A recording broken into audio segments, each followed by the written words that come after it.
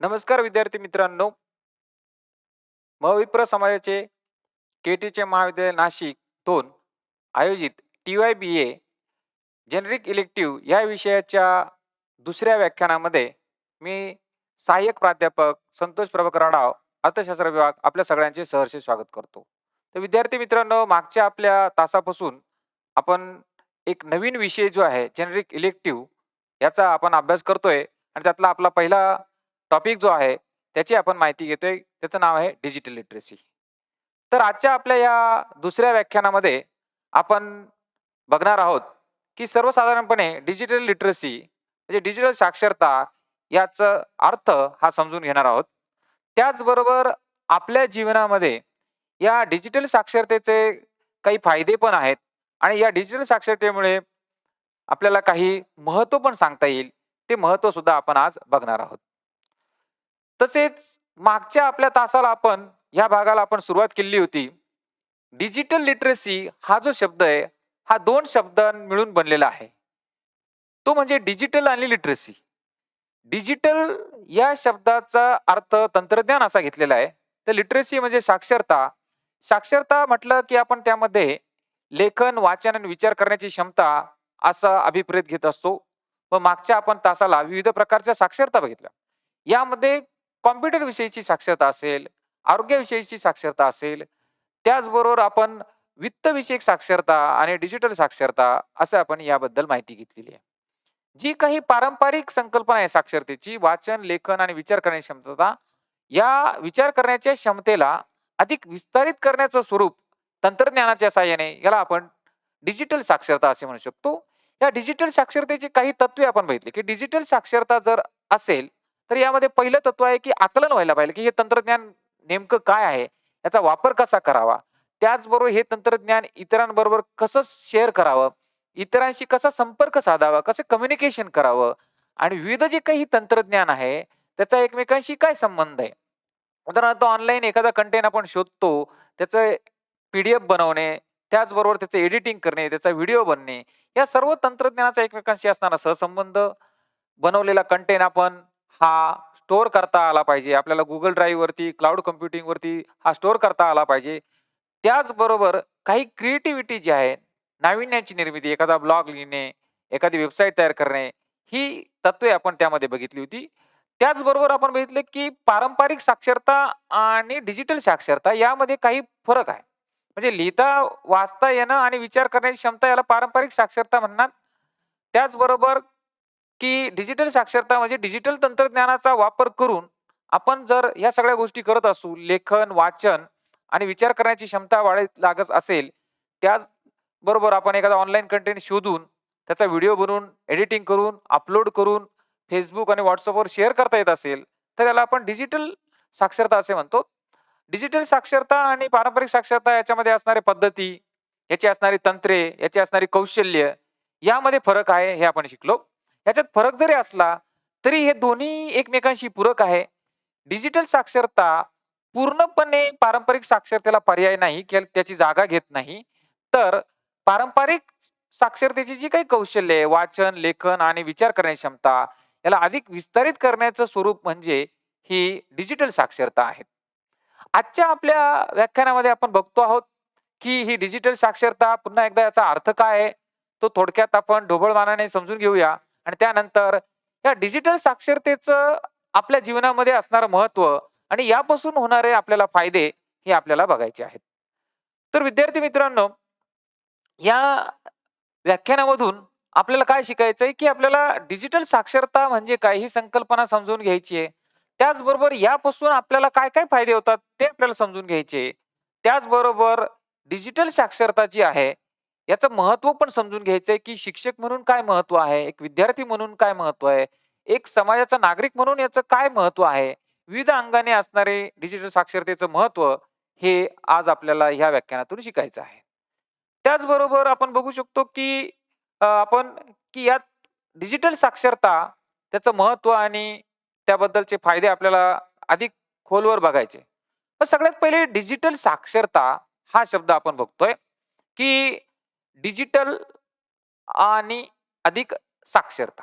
Digital plus literacy. पण digital ह्या इथे अर्थ एक तंत्रज्ञान असं घेतलेलं आहे, की एक प्रातिनिधिक स्वरूपात डेटा असा घेतलेला आहे. मग ऑनलाईन स्वरूपातला तो डेटा शोधणं असेल, तो डेटा वापरणं असेल, यूज करणं असेल, तो डेटा स्टोअर करणं असेल आणि तो जो डेटा आहे डिजिटल सिग्नलच्या माध्यमातून शोधणे, त्याचा वापर करणे, तो साठवता येणे, या संबंधितचे असणारं तंत्रज्ञान अवगत करणे, या संबंधीचं असणारं कॉम्प्युटर विषयी तंत्रज्ञान म्हणजे याला डिजिटल असं म्हटलेलं आहे. डिजिटल याचा अर्थ की तंत्रज्ञान हा अर्थ आपण इथे घेतलेला आहे. मग डिजिटल अधिक साक्षरता, लेखन, वाचन आणि विचार करण्याची क्षमता ही साक्षरता. पण डिजिटल साक्षरता म्हणजे काय? तर इंटरनेट आणि माहिती तंत्रज्ञानाचा वापर करून एखाद्या विषयाची माहिती शोधणे, तिचं मूल्यमापन करणे, तिचा वापर करता येणे, ती इतरांशी देवाण-घेवाण करणे, शेअर करणे आणि एखादा नवीन कंटेंट तयार करता येणे, याविषयीची क्षमता विकसित करणे म्हणजे डिजिटल साक्षरता होय. म्हणजे माहिती तंत्रज्ञान आणि इंटरनेटचा वापर करून एखाद्या माहितीचं विश्लेषण करणे, तिचा वापर करणे, ती शेअर करणे, नवीन माहिती तयार करणे, याविषयीची साक्षरता याला आपण डिजिटल साक्षरता म्हणूया. आणि आपण जेव्हा विविध प्रकारचे काही तंत्रज्ञान वापरतो. उदाहरणार्थ आपण काय आहे, की काइंडलेस हे ॲप वापरून आपण ऑनलाईन पुस्तक वाचू शकतो.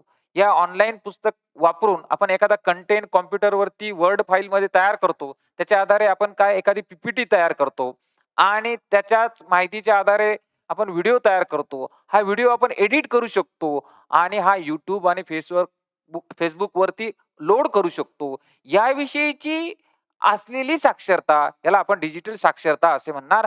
त्याचबरोबर हे सायबर सिक्युरिटीचे असलेले जे काही नियम आहेत त्याचं आपण पालन करतो. कॉपीराईट आणि पेटंट याविषयीची सर्व सुरक्षिततेची जाणीव आपल्याला आहे आणि त्याविषयीचं ज्ञान असणे हे सुद्धा हे डिजिटल साक्षरतेमध्ये अभिप्रेत आहे. हा आपण बघू शकतो. या डिजिटल साक्षरतेचे आपल्याला काही फायदे आहेत. मग आपल्या जीवनामध्ये अनेक फायदे या डिजिटल साक्षरतेमुळे आपल्याला दिसून येतील. मग डिजिटल साक्षरतेमुळे काय फायदे होतात? तर आज जे तंत्रज्ञानाचं युग आहे आणि याच्यामुळे आजूबाजूच्या वातावरणाला अनुसरून आपण इमिजिएट रिएक्ट करू शकतो. आपण त्वरित प्रतिसाद देऊ शकतो. सोशल मीडियाचा वापर आहे. त्यामध्ये Twitter असेल, Facebook असेल किंवा जे काही Instagram असेल यावरती आपण त्वरित प्रतिक्रिया देतो आणि एकमेकांशी देवाण-घेवाण माहितीची करू शकतो. मग आज आपल्या आयुष्यामध्ये ऑनलाईन शॉपिंग असेल, डिजिटल पेमेंट करणं असेल, एकमेकांना मेसेज करणं, मेल पाठवणं असेल किंवा एकमेकांशी Twitterने, WhatsAppने, Facebookने संपर्क करणं असेल, या सर्वांसाठीच तंत्रज्ञान आपल्या जीवनामध्ये आवश्यक झालेलं आहे आणि त्यासाठीची असणारी आवश्यकता जी आहे, ती आपल्याला आवश्यक झाली. म्हणजे आपल्या जीवनाचा अविभाज्य भाग ही डिजिटल साक्षरता बनलेली आहे आणि त्यामुळे काही फायदे पण आपल्याला होत आहे. मग त्याचे जे फायदे जे आहे, ते आपण क्रमाक्रमाने बघूयात. तर सर्वप्रथम आपण याचा पहिला फायदा असा सांगू शकतो, की आपल्याला एन्करेज टू इंडिव्हिज्युअल लर्निंग वैयक्तिक शिकण्यासाठी प्रोत्साहन मिळतं. ऑनलाईन व्हिडिओच्या माध्यमातून, YouTubeच्या माध्यमातून आज अनेक लोक शिकत आहे. मग खेळाविषयीची माहिती घेता येते किंवा डायरेक्ट ऑनलाईन व्हिडिओ कॉलिंगद्वारे एखाद्या तज्ञाचं मार्गदर्शन आपल्याला घेता येतं आणि व्यक्ती स्वतः शिकण्याकडे प्रेरित होतो. तो शिकण्यासाठी कोणावर अवलंबून राहत नाही आणि यासाठी पहिला फायदा आपल्याला सांगता येईल, की वैयक्तिक तो एखादी गोष्ट शिकण्यासाठी प्रेरित होतो. हा फायदा आपल्याला डिजिटल लिटरसीचा किंवा साक्षरतेचा होतो. यानंतर आपल्यामध्ये क्रिटिकल थिंकिंग ही डेव्हलप होते. म्हणजे आपल्याला एखाद्या समस्येविषयी त्याची गंभीरता लक्षात येते. त्याविषयी आपण विचार करू शकतो. एखादा ऑनलाईन कंटेंट वाचल्यानंतर त्या ऑनलाईन कंटेंटचा Facebookवर असलेलं काही संबंधित कंटेंट असेल, एखादा ब्लॉग असेल आणि त्याची YouTubeवर असणारी माहिती असेल, ही माहिती आपण इंटरलेट करतो आणि त्याविषयी एक विचार करण्याची एक प्रवृत्ती जी आहे, ती आपली निर्माण होते. एखाद्या विषयाचा आपण गंभीरपणे अभ्यास करायला लागतो. त्याविषयीचे विचार आपल्यामध्ये विकसित होतात, असं आपण म्हणू शकतो. त्याचबरोबर कॉपरेशन, कम्युनिकेशन आणि टीमवर्क. आपण इतरांना ही माहिती देवाण-घेवाण करू शकतो. त्याचबरोबर इतरांशी संपर्क करू शकतो. म्हणजे इतरांबरोबर काम करताना Google ड्राईव्हवरती ती माहिती आपल्याला इतरांना शेअर करू शकतो किंवा स्प्रेडशीट किंवा Google शीटमध्ये काम करताना एकाच वेळेस अनेक लोकं त्या माध्यमातून काम करू शकतात. मग इतरांना माहिती देणे, इतरांकडून हे तंत्रज्ञान शिकून घेणे, यातून आपण सहकार्य, संपर्क साधणे आणि टीमवर्क यासारखे गुण आपण शिकत असतो. या तंत्रज्ञानाचा, डिजिटल साक्षरतेचा हा एक फायदा आहे. पुढचा फायदा असा आहे, की यामध्ये माणूस जो आहे, तो अधिक सामाजिक होतो आणि त्याचा विकास होतो. तंत्रज्ञानाच्या अभावामुळे सामाजिक, आर्थिक आणि सांस्कृतिक अशा अनेक प्रकारचे भेद निर्माण होतात. परंतु या डिजिटल साक्षरतेमुळे माणूस जो आहे, तो अधिक सामाजिक होत चाललेला आहे. इतरांशी तो समरस होत चाललेला आहे. इतरांच्या समस्या जाणून घेता येत आहे. अनेक गोष्टींवरती तो त्वरित प्रतिसाद आणि रिएक्ट करतो आणि सामाजिक आणि त्यामुळे त्याचा विकास पण होत चाललेला आहे. की आपण बघितलं की शेतकऱ्यांचं जे आंदोलन दिल्लीमध्ये चाललेलं होतं, त्याच्यासाठी Instagramवरती, Twitterवरती अनेक लोकांनी सपोर्ट दिलेला होता, अनेक पाठिंबा दिलेला होता आणि त्यामुळे अशा या समस्येची जी काही जाणीव आहे, याचा पाठिंबा आहे तो जगभर पसरला आणि त्यामुळे काय आहे की आपल्या देशाच्या बरोबर जागतिक लेव्हलला सुद्धा शेतकऱ्यांचं आंदोलन पोहोचलं. त्यामुळे माणूस अधिक सामाजिक होत चाललेला आहे आणि त्याच्या विकासामध्ये ह्या डिजिटल साक्षरतेने अधिक भर टाकलेली आहे. त्याचबरोबर क्रिएटिव्हिटी जी काही सृजन क्षमता आहे याला वाव आहे. आपण एखादा नवीन कंटेंट तयार करू शकतो. आपण एखादा ब्लॉग लिहू शकतो. आपण एखादी वेबसाईट तयार करू शकतो. आपण एखादी नवीन पी व्हिडिओ तयार करू शकतो आणि याला आपल्याला खूप वाव मिळतोय. आपण बघतो की TikTok असेल किंवा शेअर इट असेल, अशा प्रकारे जे काही शेअर चॅट असेल, असे अनेक ॲप आहे. त्याच्यावरती लोकं व्हिडिओ बनवतात. लोकांना जाणीव जागृती करण्यासाठी बनवत असतात. एखादी वेबसाईट तयार करत असतात. म्हणून नवनवीन काही निर्माण करण्यासाठी आपल्याला ह्या डिजिटल साक्षरतेचा उपयोग होत आहे. म्हणून सृजन क्षमता, क्रिएटिव्हिटी वाढते. नवीन काही बनवणं हा माणूस शिकू लागलेला आहे, व्यक्ती शिकू लागलेला आहे आपण असं बघतो. त्याचबरोबर आजकालच्या तंत्रज्ञानाच्या युगामध्ये आपल्याला चांगल्या प्रकारची नोकरी शोधायची असेल, तर तंत्रज्ञानाविषयी माहिती आपल्याला असली पाहिजे. कारण की अनेक कंपन्यांच्या जाहिराती जी आहे, त्या ह्या सोशल मीडियावरती असतात आणि आपण ह्या कंपन्यांपर्यंत ईमेल मार्फत पोहोचू शकतो. त्यांच्या ॲडव्हर्टाइजमेंटला रिस्पॉन्स देऊ शकतो. आपल्याला चांगल्या प्रकारचा जॉब मिळण्यासाठी सुद्धा हे तंत्रज्ञान फायद्याचं आहे. आणि इव्हन आपण असं म्हणू शकतो, की नुसतं चांगला जॉब मिळायलाच नाही, तर जो मिळालेला जॉब आहे, तो चांगला टिकवण्यासाठी किंवा चांगल्या अधिक उत्पन्नाच्या नोकऱ्या शोधण्यासाठी सुद्धा हे डिजिटल तंत्रज्ञान आपल्याला फायद्याचं आहे. आणि ज्या व्यक्तीला तंत्रज्ञानामध्ये अधिक माहिती आहे, जो तंत्रज्ञानामध्ये अधिक पारंगत आहे, तो आपल्या उत्पन्नामध्ये वाढ करून घेऊ शकतो किंवा तो आपल्या कंपनीकडून, आपल्या फर्मकडून अधिक पगार सुद्धा डिमांड करू शकतो आणि त्यामुळे अधिक नोकऱ्यांपर्यंत पोहोचणे आणि आपल्या उत्पन्नाच्या स्रोतामध्ये वाढ करता येणं, हे सुद्धा आपल्याला डिजिटल साक्षरतेमुळे, तंत्रज्ञानामुळे शक्य झालेलं आहे. अजून एक महत्त्वाचा फायदा आपल्याला सांगता येईल, की आपली जी काही लाईफ आहे, आपलं जे काही जीवन आहे, याच्यामध्ये सुधारणा झालेली आहे. अनेक तंत्रज्ञानाविषयी गोष्टींमुळे आपल्या वेळेची बचत होते, आपल्या पैशाची बचत होते. आपण जर जगाशी संपर्कात राहू शकत असू, आपल्या नातेवाईकांशी संपर्कात राहू शकू असलो, तर आपल्याला अधिक आनंद प्राप्त होतो. अनेक लोक जे आहेत ते एकटे राहतात. जे वृद्ध व्यक्ती आहेत, ते एकटे जीवन जगत असतात. नातेवाईक फार लांब असतात. अशा वेळेस या सोशल मीडिया मार्फत ते काय करू शकतात, तर एकमेकांशी संपर्कात राहू शकतात. अधिक आनंदी राहू शकतात. एकमेकांच्या सुख-दुःखाच्या प्रसंगामध्ये, लग्न असेल, वाढदिवसामध्ये ऑनलाईन व्हिडिओ कॉलिंगद्वारे ते सहभागी होऊ शकतात. त्यामुळे आपल्या जीवनाचा जो दर्जा जो आहे, क्वालिटी ऑफ लाईफ जी आहे, ती इम्प्रूव्ह झालेली आहे. त्यात सुधारणा झालेला आहे. आपल्या जीवनमानाचा दर्जा हा सुधारलेला आहे. ह्या डिजिटल साक्षरतेमुळे आपण असे फायदा याचा सांगू शकतो. मग हे सर्व फायदे आपल्याला या डिजिटल साक्षरतेमुळे होत आहेत. त्याचबरोबर आपण सांगू शकतो, की ह्या डिजिटल साक्षरतेचे काही महत्त्व सुद्धा आहेत. तर या डिजिटल साक्षरतेमुळे आपण बघतोय, की आज नवीन-नवीन संधी उपलब्ध होत आहे. त्याचबरोबर हे जे काही शैक्षणिक क्षेत्र आहे किंवा जे काही आपले जे काही जॉब आहे, जे काही नोकऱ्या आहेत किंवा जे काही आपले सामाजिक जीवन आहे, यामध्ये सुद्धा काही नवीन-नवीन संधी उपलब्ध होत आहेत. त्याचबरोबर आपण बघतो, की अनेक मार्गांनी आपलं जीवन हे सुखकर होत चाललेलं आहे. मग हे फक्त केवळ विद्यार्थ्यांसाठीच डिजिटल साक्षरता महत्त्वाची नाही, तर त्याचबरोबर शिक्षक असेल, जे आपले काही पालक असतील, जे आपले आई-वडील असतील, जे आपल्या घरातील सीनियर सिटिझन असतील, यांच्यासाठी सुद्धा काय आहे, की नवीन काही शिकण्याला प्रेरणा मिळते. मग ही क्लासरूममध्ये त्याचबरोबर घरी राहून सुद्धा नवीन काही शिकण्याला चालना मिळते. हे आपल्याला डिजिटल साक्षरतेचं महत्त्व आपल्याला असं सांगता येईल. डिजिटल साक्षरतेमुळे माणूस जो आहे, तो नवनवीन गोष्टी करायला शिकतो. तो त्याची सेल्फ डेव्हलपमेंट होते. त्याचा स्वतःचा विकास होतो. तो इतरांशी संपर्क साधू शकतो. तो इतरांच्या कार्यामध्ये सहभाग घेऊ शकतो. त्यामध्ये तंत्रज्ञानाची पारंगतता प्राप्त होते आणि तो नवीन निर्मिती, नवोन्मेष, क्रिएटिव्हिटी आणि इनोव्हेशन करायला शिकतो. हे आपल्याला महत्त्व सांगता येऊ शकतं. म्हणून डिजिटल साक्षरतेचं अनेक अंगाने महत्त्व आपल्याला सांगता येऊ शकतं. मग आपल्याला जे काही जीवनाची कौशल्य जी आहेत, ते वैयक्तिक दृष्टिकोनातून आपण जर बघितलं एक व्यक्ती म्हणून, तर अनेक कौशल्य आपले विकसित होत असतात. मग यामध्ये आपण असं सांगू शकतो, की आपल्याला स्वतःहून ऑनलाईन पद्धतीने शिकण्यासाठी आपल्याला प्रेरणा मिळते. अनेक खेळाडू जे असतात ऑनलाईन व्हिडिओ बघून कशा प्रकारचं खेळ शिकावं, अनेक जे काही सिंगर असतात, गायक असतात, लहान-लहान मुले जे असतात, YouTubeवरून कसा गाण्याचा रियाज करायचा हे बघून शिकत असतात. म्हणून ऑनलाईन पद्धतीने स्वतःहून शिकण्यासाठी याने प्रेरणा मिळते आणि या डिजिटल साक्षरतेमुळे व्यक्ती स्वतःहून काही नवीन शिकण्यासाठी प्रेरित होतोय. व्हिडिओ बघून आपल्याला काही एखादा छंद जोपासायचा असेल, तर तेही शक्य होत आहे. आपला डान्स शिकायचा असेल, तोही आपल्याला शक्य होत आहे. म्हणून ऑनलाईन माध्यमातून स्वतः शिकण्याकडे प्रेरित होत आहेत, असं आपण म्हणू शकतो. दुसरं कौशल्य असं विकसित होतं, की त्यामुळे काय आहे, की क्रिएटिव्हिटी म्हणजे सृजनशीलता जी आहे ती आपली वाढीस लागते.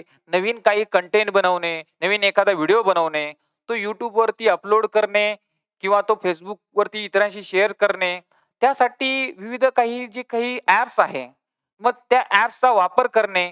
या सगळ्या ॲप्सचा वापर करून आपल्याकडे क्रिएटिव्हिटी निर्माण होते. मग एखादी इमेज जी असेल ती डिजिटली एकदम साउंड कशी असेल, चांगली कशी असेल, एकदम चांगल्या प्रकारची इमेज आपण इन्सर्ट करणे किंवा त्या चांगल्या प्रकारची पी बनवून त्याच्यावरून व्हिडिओ बनवणे, आणि त्याच्यात एडिटिंग करणे, अशा अनेक गोष्टी आपण क्रिएटिव्हिटी, सृजन क्षमता याने करतो. नवीन एखादी वेबसाईट तयार करणे, एखादा ब्लॉग लिहिणे, अशा प्रकारची कौशल्य जी आहे व्यक्तीमध्ये विकसित होत असतात.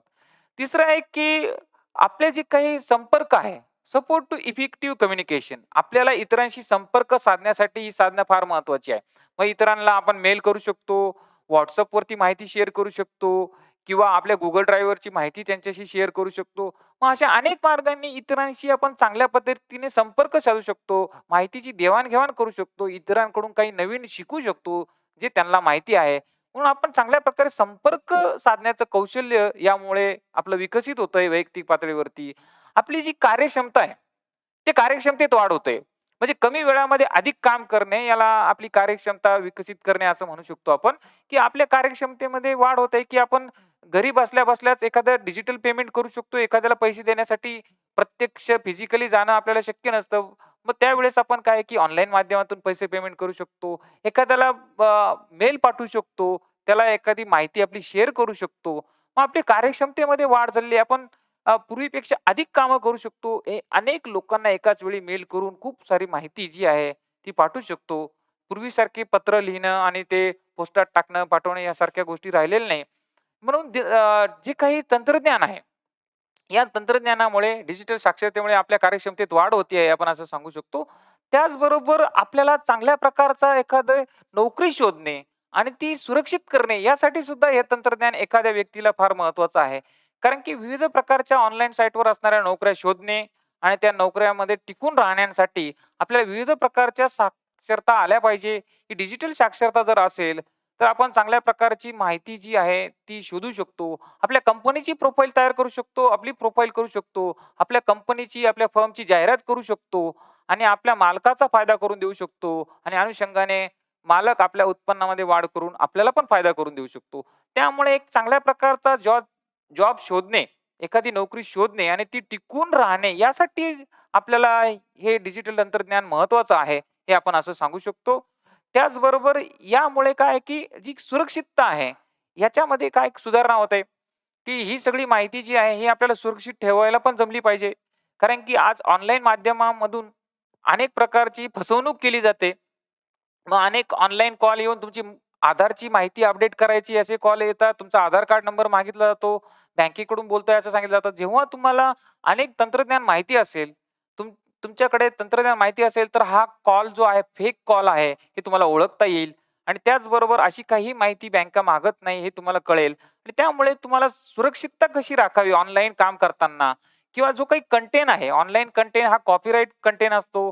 याचा वापर करताना काय काळजी घ्यावी किंवा जे काही कॉपीराईटच्या नियमांचं पालन करून व्हिडिओ जो आहे तो कसा प्रदर्शित करावा, इमेज घेताना त्याला सोर्स द्यावा, या अनेक गोष्टी ज्या आहेत त्या आपण शिकतो.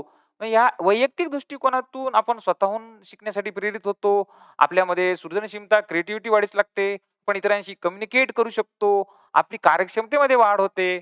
आपल्याला चांगला जॉब, चांगली नोकरी मिळण्यासाठी आणि टिकवण्यासाठी मदत होते. त्याचबरोबर जी काही सायबर सिक्युरिटी आहे, सुरक्षितता आहे, ऑनलाईन माध्यमांची जी काही सुरक्षितता आहे, याचंही ज्ञान आपल्याला प्राप्त होतं.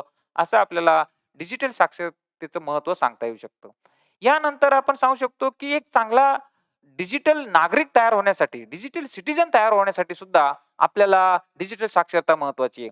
आज सरकार सुद्धा डिजिटल अर्थव्यवस्थेकडे वाटचाल करत असल्यामुळे अनेक कामं जी आहे, आधार अपडेट असेल, उत्पन्नाचा दाखला देणं असेल किंवा मृत्यूचा दाखला देणं असेल किंवा ज्या अनेक प्रकारच्या काही सरकारच्या जाहिराती आहे, जे काही सवलती आहे, जे काही योजना आहे, त्याच्या माहिती ऑनलाईन माध्यमातून देत असते आणि त्याची जी काही अ, निविदा मागत असते, टेंडर मागवत असते, ते ऑनलाईन पद्धतीने मागवत असते.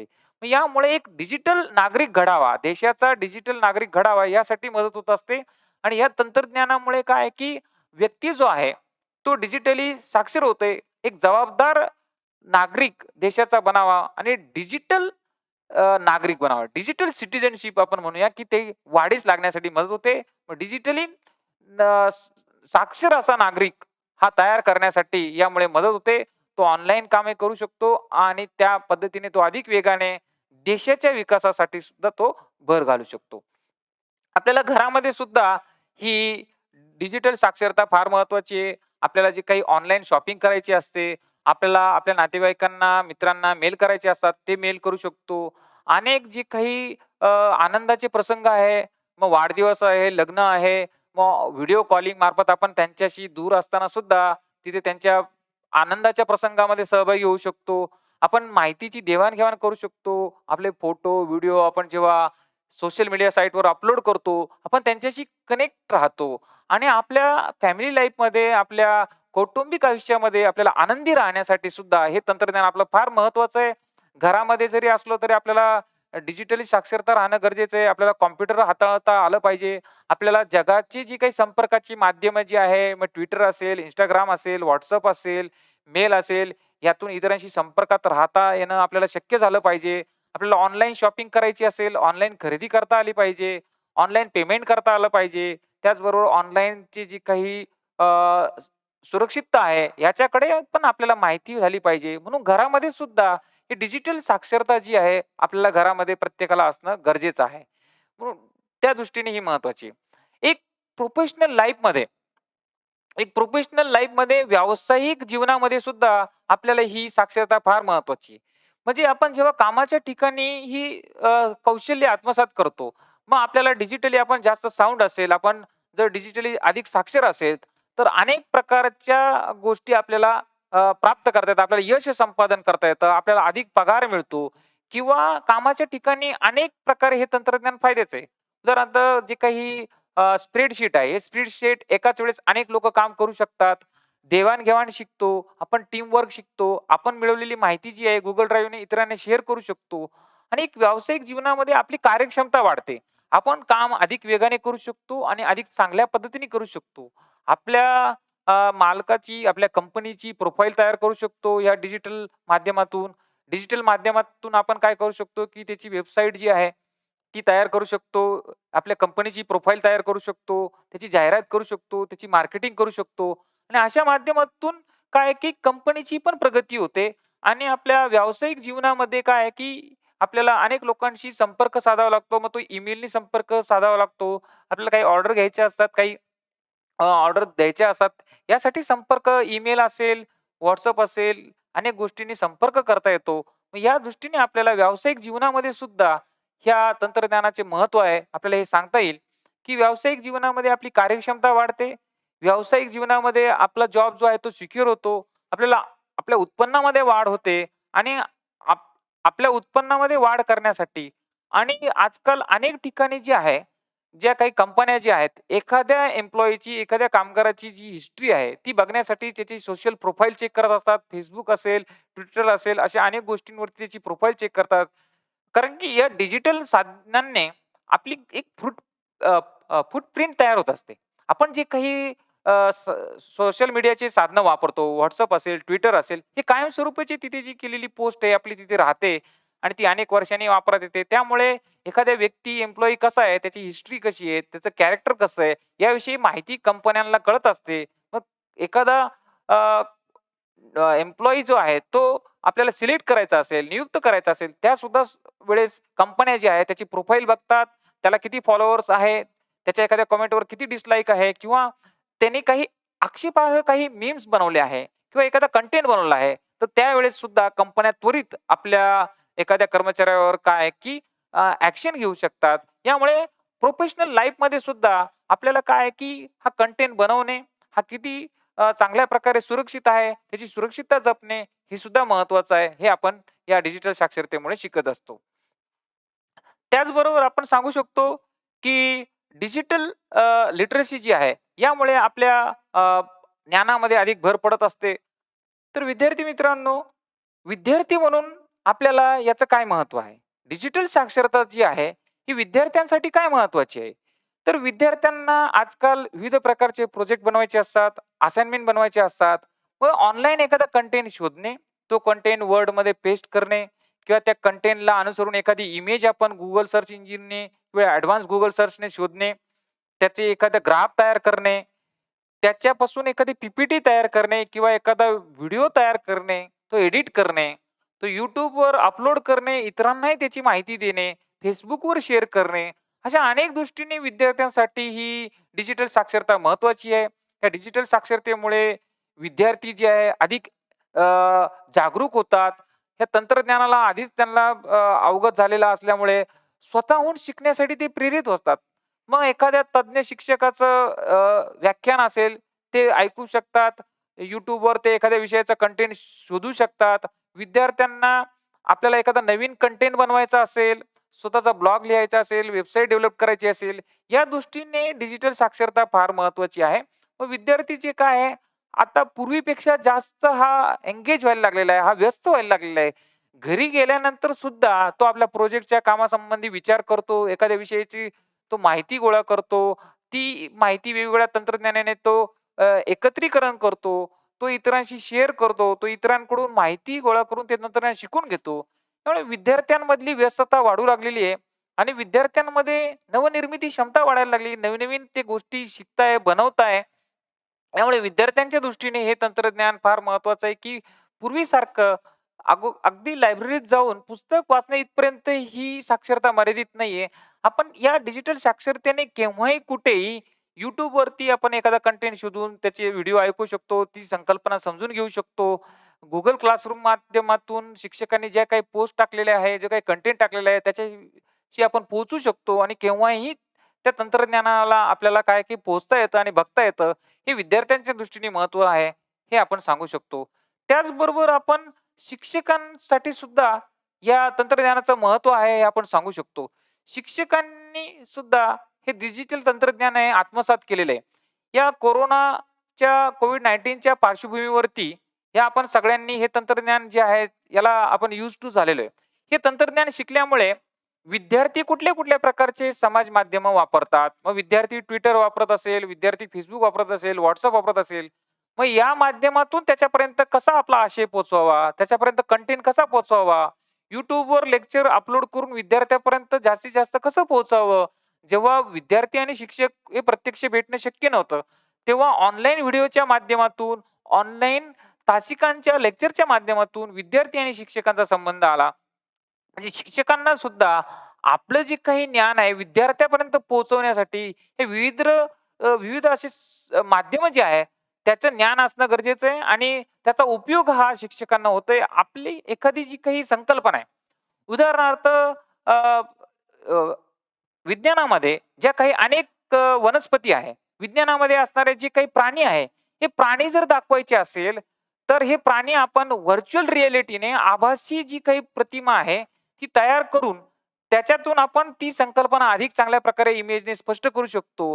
व्हर्चुअल रिअॅलिटीने आपण ज्या ठिकाणी जाणं शक्य नाही, त्या ठिकाणी आपण तिथे जाऊन पोहोचू शकतो. या आभासी दुनियेमध्ये आपण एखाद्या झूमध्ये, एखाद्या प्राणी संग्रहालयामध्ये प्रत्यक्ष भेट देऊन त्याच्याबद्दल प्राणी कसे असतात त्याचा अभ्यास करू शकतो. म्हणून शिक्षकांना सुद्धा ज्या गोष्टी क्लासरूममध्ये फक्त पुस्तक वाचून शिकवणं शक्य नाही, त्या या डिजिटल तंत्रज्ञानाच्या माध्यमातून विद्यार्थ्यांसमोर अधिक स्पष्ट करता येतात. जर चलचित्र असेल, व्हिडिओ असेल, जर एखादी हलती इमेज असेल, तर त्यातून विद्यार्थ्यांना त्याकडे बघण्याकडे, शिकण्याकडे अधिक आनंद मिळतो. हे शिक्षकांना सुद्धा हे तंत्रज्ञान माहिती विद्यार्थ्यांपर्यंत पोहोचवण्यासाठी फार महत्वाचं आहे. त्याचबरोबर इंटरनेटवरती जी काही सुरक्षितता आहे, त्यासाठी पण आपल्याला हे तंत्रज्ञान फार महत्वाचं आहे. कारण की आजकाल इंटरनेट वापरणं आणि त्याची सुरक्षितता ही फार महत्वाची आहे. म्हणजे म्हणजे इंटरनेटचा वापर आणि त्याची सुरक्षितता पण महत्वाची आहे. आजकाल जे काही फसवणुकीचे गुन्हे होत असतात, ते सगळे इंटरनेटच्या माध्यमातूनच होत असतात. इंटरनेटच्या माध्यमातून जेव्हा आपण माहितीचे आदान-प्रदान करतो, देवाण-घेवाण करतो, तर आपली माहिती अधिक सुरक्षित राहील हे फार महत्वाचं आहे. आपण जेव्हा एखाद्या ठिकाणी काम करत असू, त्या ठिकाणी सुद्धा आपल्याला काय आहे, की आपल्या कंपनीची प्रोफाईल कशी सुरक्षित राहील, आपण जी काही माहिती मिळवली ती सुरक्षित कशी गोपनीय राहील, हे महत्वाचं असतं. म्हणून इंटरनेट सेफ्टी सुद्धा या डिजिटल साक्षरतेमध्ये समाविष्ट आहे. यामुळे इंटरनेट सेफ्टी विषयीचं ज्ञान मिळतं, सायबर सिक्युरिटीचं ज्ञान मिळतं, कॉपीराइट विषयी ज्ञान मिळतं. माहिती ही आपल्या Google ड्राईव्हला कशी साठवून ठेवावी, क्लाउड कॉम्प्युटर च्या साहाय्याने कशी साठवून ठेवावी आणि इतरांना आपल्या परवानगीशिवाय त्याचा ॲक्सेस झाला नाही पाहिजे. आपल्या परवानगीशिवाय त्यांना तिथपर्यंत पोहोचता नाही आलं पाहिजे. हे आपल्याला जेव्हा प्रोफेशनल लाईफमध्ये जेव्हा आपण व्यावसायिक जीवनामध्ये जगत असतो, तेव्हा माहितीची गोपनीयता फार महत्त्वाची असते. मग त्याला एखादा पासवर्ड देणे आणि ती माहिती सुरक्षित करणे यासाठी म्हणून सुद्धा हे तंत्रज्ञान आपल्याला फार महत्त्वाचे. त्याचबरोबर ज्या काही इतर क्रिया आहे, ह्या डिजिटल साक्षरतेमुळे जे काही आपले छंद आहे, ते छंद जोपासता येणं शक्य झालेलं आहे. आजकाल अनेक ज्या स्त्रिया ज्या आहेत, त्यांना कुकिंगची आवड असल्यामुळे कुकिंगचे व्हिडिओ बनवून ते ऑनलाईन माध्यमातून टाकत असतात आणि त्यामुळे काय आहे, की एखाद्याला शिकण्यासाठी ते प्रेरित करत असतात आणि एखादा व्यक्ती ते कसा पदार्थ बनवायचा ते शिकत असतात.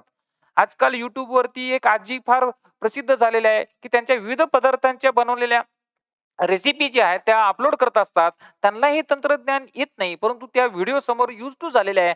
आपल्या नातवाच्या मदतीने त्या व्हिडिओ बनवतात आणि अपलोड करतात आणि विविध पदार्थ कसे बनवायचे हे लोकांना सोप्या शब्दामध्ये सांगतात. प्रत्यक्ष कृतीतून डेमो देऊन शिकवतात. त्यामुळे आजींना लाखो फॉलोअर्स मिळाले, सबस्क्रायबर झालेले आणि त्यांच्या उत्पन्नात पण वाढ झाली. म्हणजे आपला एखादा छंद जोपासणे किंवा आपल्या उत्पन्नाचा मार्ग मिळवणे यासाठी सुद्धा हे तंत्रज्ञान महत्त्वाचं आहे. काही लोकांना आपल्याला डान्स करायचा असतो किंवा डान्स शिकायचा असतो, गाणं शिकायचं असतं, पण त्यासाठी काही साधनं उपलब्ध नसतात. ग्रामीण भागामध्ये अशा काही सुविधा, क्लासेस नसतात. त्यावेळेस आपण बघतो, की अनेक रिएलिटी शोमध्ये आलेले जे काही कंटेस्टंट आहे, हे काय करतात, की ऑनलाईन माध्यमातून शिकतात. मग गाणं शिकतात, डान्स शिकतात आणि त्यामुळे ते पुढे येतात. खेळाडू सुद्धा आजकाल असे तयार व्हायला लागलेले आहे, की YouTubeवर असलेले जे काही व्हिडिओ आहे, मग विराट कोहली कसं बॅटिंग करतो किंवा बुमराह असेल हा कसा बॉलिंग करतो, त्याची ॲक्शन बघून त्याच्या प्रकारची बॉलिंग करणे म्हणजे कृतीतून शिकणे हे यातून पुढे आलेले आहे. आणि जे काही अनेक प्रकारच्या ज्या काही ॲक्टिव्हिटी आहे, अदर ॲक्टिव्हिटी जी आहे, अनेक प्रकारचे आपलं लेखन असेल, त्यामध्ये वाचन असेल, त्याचबरोबर व्हिडिओ बनवणं असेल, या अनेक प्रकारच्या ॲक्टिव्हिटी आपल्याला या डिजिटल साक्षरते माध्यमातून करता येतात. आपले छंद असेल, नृत्य असेल, त्यामध्ये नृत्य शिकणं असेल, नृत्य करणं असेल, मग TikTokच्या माध्यमातून शेअर इट ॲपच्या माध्यमातून आपण बनवून शेअर करणं शिकतो. मग आपल्या आयुष्यामध्ये आपल्याला आनंदी राहण्यासाठी, आपल्या कौटुंबिक जीवनामध्ये विविध काही कृती ज्या आहे आनंदपूर्ण करण्यासाठी आपल्याला हे तंत्रज्ञान मदतीचं आहे, महत्वाचं आहे, हे आपल्याला सांगता येऊ शकतं.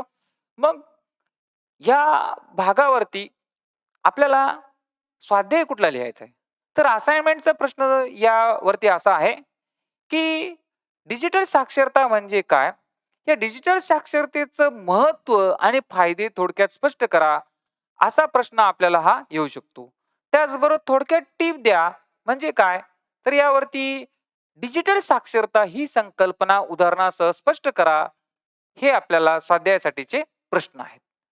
तर विद्यार्थी मित्रांनो, पुढच्या आपल्या तासाला आपण ह्या संकल्पनेची अधिक माहिती घेणार आहोत.